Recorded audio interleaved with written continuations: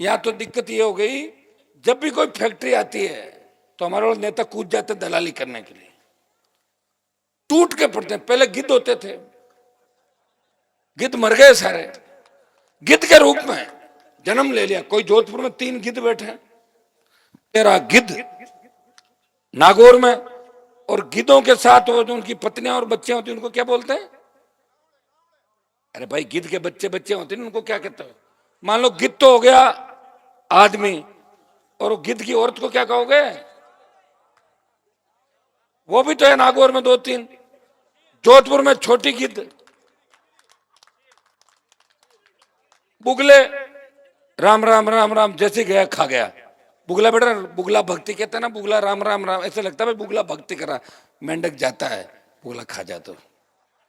नागौर में, जोधपुर में, सब जगह जो भी कंपनी आएगी, ट्रांसपोर्ट का ठेका, दलाली, और उन हेलीकॉप्टर चार्टर लेके जब कंपनी के मालिक आते हैं तो उन गिद्धों के परिवार, उनकी आरती उतारने के लिए परिवार की लड़कियां सारी, साहब आगे, साहब आगे। अरे तुम तो साहब हो, तुम्हारे साहब ये है? हाँ साहब, ही रोजगार देते हैं हमारे को। आप किनके पीछे भाग रहे हो? आप जिनके पीछे भाग रहे हो वो अंधेरे कुएं में धकेल रहे हो। शोषण के अलावा कुछ नहीं किया इस पाली का, इस नागौर का, इस जोधपुर का और इस राजस्थान का।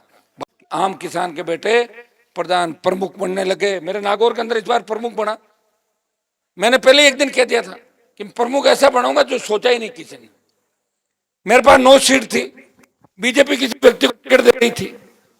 मेरे पास फोन आया कि साहब हम इसको टिकट देंगे। मैंने कहा हरा दूंगा, नो वोट कांग्रेस को दे दूंगा। बराबर सीट थी कांग्रेस बीजेपी की।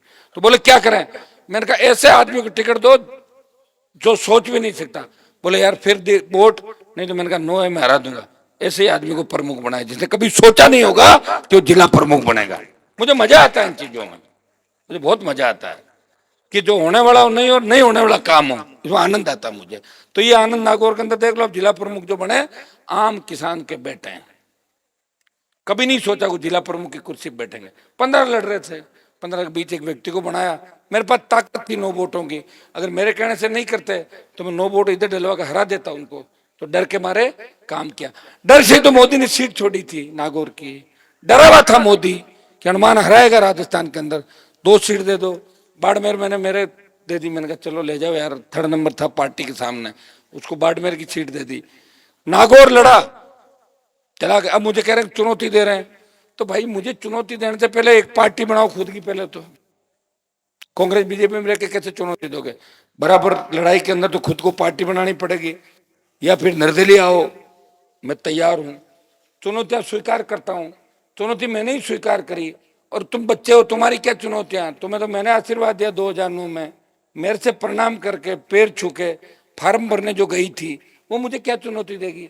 जो 50 लोगों को, समाज के लोगों को लाके मेरे घर पे कह दे मुझे मदद करो, मैं मदद कर दूं, और 2 साल बाद कह दे कि मैं चुनौती देता हूं, वो चुनौती नहीं होती, वो तो मदद होती है। वो मदद मैंने की है, तो मैंने की मदद की, वो मुझे चुनौती नहीं दे सकते। मैं तो लड़ ही रहा हूँ 25 साल से, चुनौती स्वीकार कर रहा हूँ। बताओ क्या आज मेरी क्या स्थिति है? मैं किसी उद्योगपति के जेब में नहीं बैठा जाके।